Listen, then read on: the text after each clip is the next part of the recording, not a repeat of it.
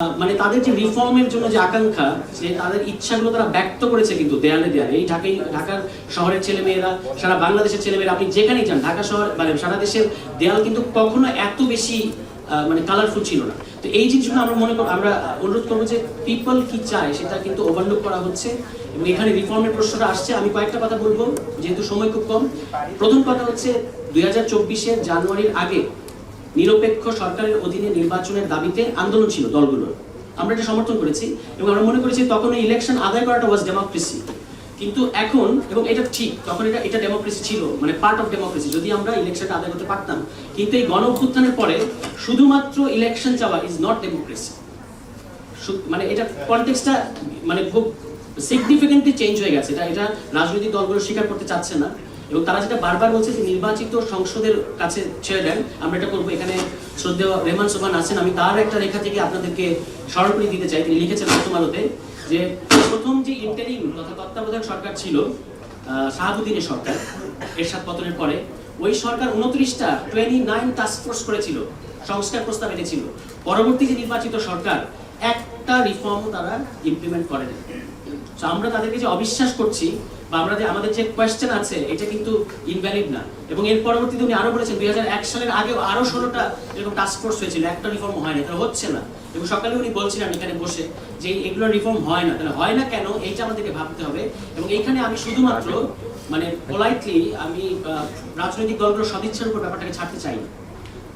Specially কনস্টিটিউশনের ক্ষেত্রে নির্বাচিত সংসদ, ধরা যাক বিএনপি, ধরে নেওয়া হচ্ছে প্রায় ডিফেক্ট, ধরে নেওয়া হচ্ছে তারাই ক্ষমতায় যাবে, জনগণ ভোট দেবে, ঠিক আছে। যদি আমি মনে করি এবারের ইলেকশনে শ্রীলঙ্কার মতো ঘটনাও ঘটতে পারে, ভোটার তো একেবারে সুইং, মানে এইবারের ইলেকশনের কনটেক্সট খুবই আলাদা। মানে নতুন দল যদি ঠিকমতো আসতে পারে, কি ঘটবে, শ্রীলঙ্কার মতো কিছু ঘটবে কিনা আমরা এখনো জানি না। তবু ধরে নিলাম তর্কের খাতিরে যে বিএনপি মানে লাইকলি আসতে যাচ্ছে, তাদের 62টা সংস্কার প্রস্তাব আছে, তারা এটা সংসদে করতে চায়, আমরা অ্যাপ্রিসিয়েট করি। অন্য কোনো দল যখন 2/3 দিয়ে সংসদে যাবে, তারা ওই 62টা সংস্কার প্রস্তাব বাতিল করে দিতে পারবে। দ্যাটস দ্য প্রবলেম অফ, আপনি যদি পার্লামেন্টে গিয়ে যখন এই রিফর্মের কথা বলা হয়, কনস্টিটিউশন রিফর্মের কথা বলা হয়, এটা হচ্ছে তার প্রবলেম যে আপনার কাছে 2/3 থাকলে ইউ ক্যান ডু এনিথিং। এবং এই 2/3 আসলে লেস দেন 40% ভোট, টোটাল ভোটারেরও 40% না, যারা ভোট দিচ্ছে তাদের মধ্যে থেকে যারা 40%। আপনি বাংলাদেশ ইলেকশন দেখেন, 40%-এর বেশি কিন্তু কেউ কখনো ভোট পায় নাই, মানে খুব কম। এরকম এত কম মেজরিটি নিয়ে, এত কম কনসেনসাস নিয়ে আপনি বাংলাদেশের কনস্টিটিউশনের ক্যারেক্টার বদলে দিয়েছে তারা বারবার, একবার তত্ত্বাবধায়ক সরকার ব্যবস্থা আনে আবার বাদ দেয়, ইত্যাদি ইত্যাদি। এই কারণে আমরা বলেছি যে এই যে এখানে আমি অ্যাপ্রিসিয়েট করি মিস্টার হাসানকে, উনি বলেছেন যে ইরিভার্সিবিলিটি অফ রিফর্ম। কিছু রিফর্ম আমাদের করতে হবে যেগুলো আর আপনি চেঞ্জ করতে পারবেন না, স্টেটের কতগুলো ফাউন্ডেশন আপনাকে ঠিক করতে হবে। সেটা আমরা মনে করেছি আমাদের জায়গা থেকে যে আপনাকে এবার কনস্টিটিউয়েন্ট অ্যাসেম্বলিতে যেতে হবে, ইলেকশনটা হতে হবে কনস্টিটিউয়েন্ট অ্যাসেম্বলি। আমি মানে রিফর্ম কমিশনকে আমি দেখেছি তারা অনেকগুলো প্রস্তাব দিয়েছে এবং মিস্টার হাসানের এখানেও অনেকগুলো প্রস্তাব আছে, কিন্তু কিভাবে করব স্পেশালি কনস্টিটিউশনের ক্ষেত্রে এটার ব্যাপারে কেউ কিন্তু সাহস করে কথাটা বলছেন না, যেটা আপনাকে কনস্টিটিউয়েন্ট অ্যাসেম্বলিতে যেতে হবে এবং এটাও একটা ইলেকশন। তো আমি রাজনৈতিক দলগুলোকে বারবারই প্রশ্ন করি, আপনারা যে ভোটের মধ্য দিয়ে ক্ষমতায় যাবেন, আপনারা ধরে নিচ্ছেন সংসদে যাবেন, তাহলে আপনারা কেন কনস্টিটিউয়েন্ট অ্যাসেম্বলির কথাটা মানে এটাকে ফেস করতে চাচ্ছেন না কেন? এটাও তো একটা ইলেকশন। এবং আমাদের জায়গা থেকে আমরা বলেছি যে এটা এমন একটা নির্বাচন, এই ডিসেম্বরে হোক বা যদি সামনের জুনে হয়, সামনের বছর যখনই হোক, এটা কনস্টিটিউয়েন্ট অ্যাসেম্বলি ইলেকশন হওয়া দরকার। যেই কনস্টিটিউয়েন্ট অ্যাসেম্বলি ইলেকশন ইভেন্চুয়ালি পার্লামেন্টের রূপ নেবে আফটার রিফর্মিং দ্য কনস্টিটিউশন, আর নতুন একটা রিরাইটিং দ্য কনস্টিটিউশন, রিরাইট করেন অথবা রিফর্ম করেন, করার পরে ওই নির্বাচিত বডিটাই পার্লামেন্টের রূপ নেবে। এটা আমরা মানে রাজনৈতিক দলগুলোকে আস্থায় নেওয়ার জন্য বলেছি। আসলে কিন্তু রোডম্যাপটা দুটো ইলেকশনের, প্রথমে কনস্টিটিউয়েন্ট অ্যাসেম্বলি ইলেকশন, তারা কনস্টিটিউশন বানাবে, তারপর সেই কনস্টিটিউশনের অধীনে সংসদ নির্বাচন হবে, এগুলো দুটো ইলেকশন। কিন্তু যেহেতু আমাদের রাজনৈতিক দলগুলোর অস্থিরতা এবং আপনারা জানেন সবকিছু, এটা নতুন করে বলার কিছু নাই, তাদেরকে কনফিডেন্সে আনার জন্য আমরা বলেছি একটা ইলেকশনের মধ্যে দিয়ে করা সম্ভব। তবু তারা এখানে আসতে চাচ্ছে না, তার কারণ হচ্ছে আসলে দে ডোন্ট মিন রিফর্ম।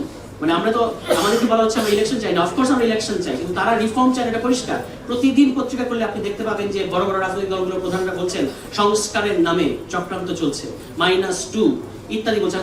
যখন -2 তারা বলে, কত বড় মুশকিল তারা করে আপনি খেয়াল করেন। তারা দেখাতে যায় যে আওয়ামী লীগ হচ্ছে ভিকটিম, -2 মানে আওয়ামী লীগকে ইতিমধ্যে মাইনাস করা হয়েছে, তার মানে আওয়ামী লীগ হচ্ছে victim of the situation. Is it? এটা তো না। তো এই কারণে আমরা রাজনৈতিক দলগুলোকে তারা তাদের টোটাল পলিটিক্যাল আন্ডারস্ট্যান্ডিং এর মধ্যে গণ অভ্যুত্থান ব্যাপারটা আমরা দেখি না। তারা 90 গণ অভ্যুত্থানকে রেজিম চেঞ্জে সংকুচিত করেছে, এবারও তারা গণ অভ্যুত্থানটাকে রেজিম চেঞ্জের মধ্যে সংকুচিত করতে চাচ্ছে। যে আপনার শুধু ট্রান্সফার অফ পাওয়ার। তাহলে আমরা এত কিছুর পরে 33 বছর কাটলো, কেউ কথা রাখলো না, রাজনৈতিক দলগুলো কথা রাখে নাই, 90-এর পরে এত 34 বছর কাটলো, এত কিছু আমাদের চোখের সামনে, তবু কেন আমরা মানে এখন এটা মানতে চাচ্ছি না? আমার যেহেতু 1 মিনিট আছে, লাস্ট কথা যেটা বলবো, আমি মিস্টার হাসানকে আবারও ধন্যবাদ দিতে চাইবো যে তিনি কিন্তু ফোকাস করেছেন সিটিজেনের উপর।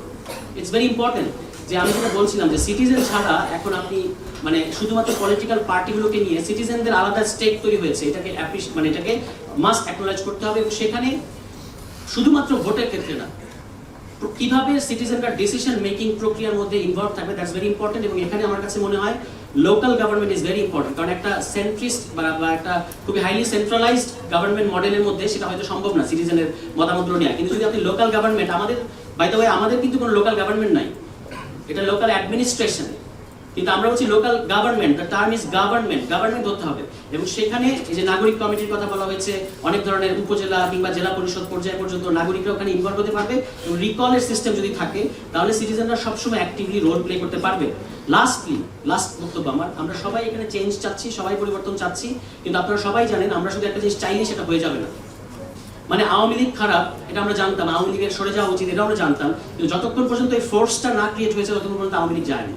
আজকেও যখন আমরা চেঞ্জ চাচ্ছি তখন এই চেঞ্জের ডিফেন্ডার কারা, হিস্টোরিক ব্লক, যেটা মানে গ্রামসি বলেছেন যে হিস্টোরিক ব্লক কারা, from civil society to media to political parties to people to citizen, এই যে একটা লম্বা নেটওয়ার্ক। এবং মানে আওয়ামী লীগের কিন্তু একটা নেটওয়ার্ক ছিল, তার অলিগার্কস ছিল, তার পক্ষের মিডিয়া ছিল, তার কালচারাল ইন্ডাস্ট্রি ছিল, তার সে নিজে ছিল, তার অ্যাডমিনিস্ট্রেশন ছিল, তারা একটা কিন্তু হিস্টোরিক ব্লক ছিল। সেটা আমাদের পক্ষে আসে নাই, but they are historic bloc আজকে। এবং তারা তাদের যেটা দরকার সেটা তারা ডিফেন্ড করেছে। আজকে আমাদের জন্য যেটা দরকার বাংলাদেশের জন্য, এটা ডিফেন্ড করার হিস্টোরিক ব্লক কারা, ফোর্সগুলো কারা, এটা আমাদেরকে শনাক্ত করতে হবে। এবং নিজেদের মধ্যে যতগুলো ডিবেট আছে এগুলোকে মিটিগেট করে আমাদেরকে মানে আমাদের যে রিফর্ম, ন্যূনতম যে রিফর্ম না করলে আমরা আর পলিটিক্যাল কমিউনিটি হিসেবে আগাতে পারবো না। আপনি খেয়াল করে দেখেন ইন্ডিয়া এখানে রিফর্ম চাচ্ছে না, তার প্রতিদিন তাদের পালকি শর্মারা বলছে ডক্টর ইউনূস ইলেকশন দিচ্ছে না কেন। এই ইন্ডিয়া কিন্তু জানুয়ারির আগে বলেছে বাংলাদেশে ইলেকশন দিলে ইসলামিক মৌলবাদীরা ক্ষমতায় আসবে, 6 মাস আগে তার এই কথা বলেছে। এখন তারা পাগল হয়ে গেছে ইলেকশনের কারণে, কেন? সো এই প্রশ্নগুলো আছে, এই কারণে ইলেকশন হতেই হবে। এবং বাংলাদেশ কোনোদিন ইজিপ্ট হবে না, কোনোদিন ইজিপ্ট হবে না। এটা বিজয় প্রসাদরা যতই বলুন, বাংলাদেশ ইজিপ্ট হবে না। তার কারণ হচ্ছে বাংলাদেশে ইলেকট্রাল প্র্যাকটিস আগে থেকেই ছিল, ফলে আমরা এটা নিয়ে খুব বেশি চিন্তিত না।